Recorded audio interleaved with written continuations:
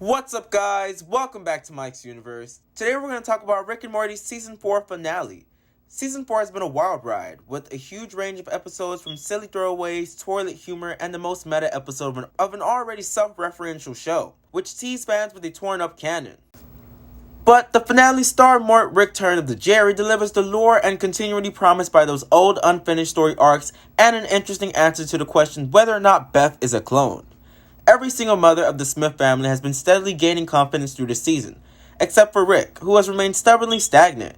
Afraid to acknowledge his own emotions, Rick is stuck in his sad, chronically intoxicated existence. He's still avoiding family therapy, this time with the invisibility belt, instead of turning himself into a pickle.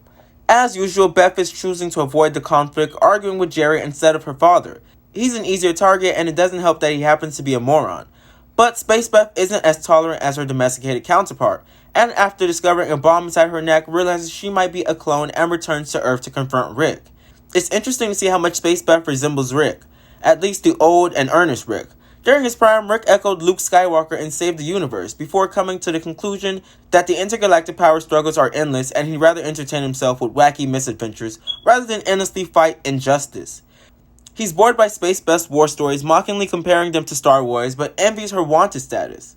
As Tammy devastatingly points out, Rick is no longer a threat to the establishment.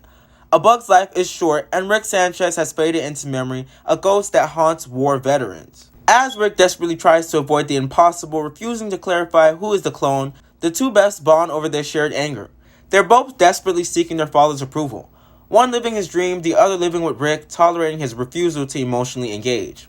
While Space Beth seems to have much more in common with Rick, on the surface, Earth Beth is the one who's been living day to day with her father, having an occasional bonding session like we saw in last week's episode.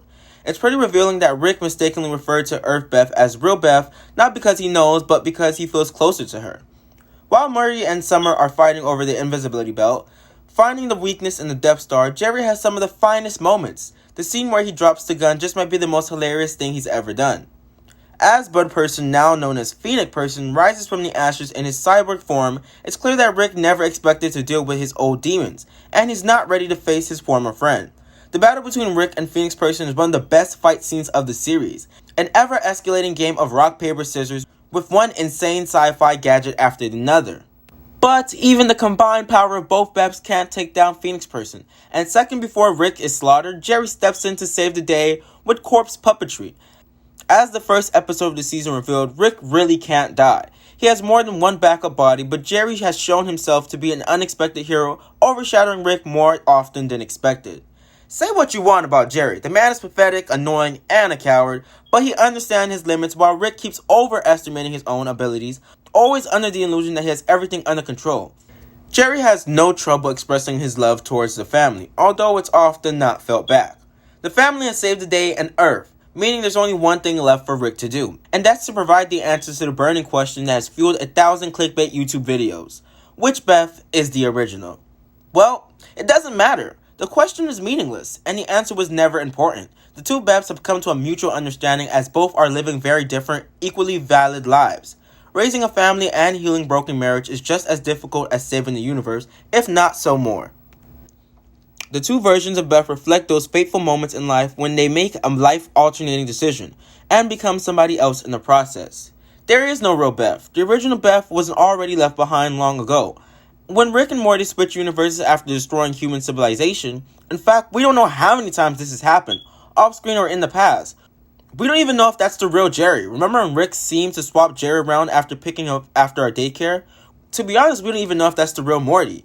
Rick and Morty repeatedly emphasize optimistic nihilism, the philosophy that nothing matters in the face of infinity, and thus meaning is subjective. As Rick reminds the kid in this very episode, there are infinite Earths, so it's alright if the aliens destroy this one. By logic, there are infinite Beths, Jerrys, Summers, Ricks, and Mortys, meaning it doesn't matter who came first, and who is a clone. The only thing that matters is their connection to one another. Clearly, Earth Beth is closer to Rick than Space Beth, but the connection seems to be severed as Rick explores his memory and discovers that he refused to make the crucial decision that his daughter asked him to. Instead, he used the cold logic of science to let Beth have it both ways, switched the labels, drank his feelings away, and forgot all about it, literally wiping his own memory. Now, the question is, does this make Rick a bad father? Well, I don't think so. It was always Beth's choice, not Rick's. She's an adult after all. And this way she bears responsibility for both paths taken. But Rick's lack of an effort to avoid consequences had left him more isolated than ever, and nobody seems to need him anymore. Phoenix bursting does being on life support, remaining his old friend, is another one of Rick's attempts to control the situation that will no doubt spiral wildly out of control and at some point in the future. Hopefully next season. Well guys, that's all for today. What do you guys think about Season 4? And who do you think is the real Beth? Or was she gone a long time ago? Comment your thoughts below. And if you're new here and enjoying our content, go ahead and like and subscribe. And click that bell notification to stay tuned into our universe. Thanks for watching and tune in next time.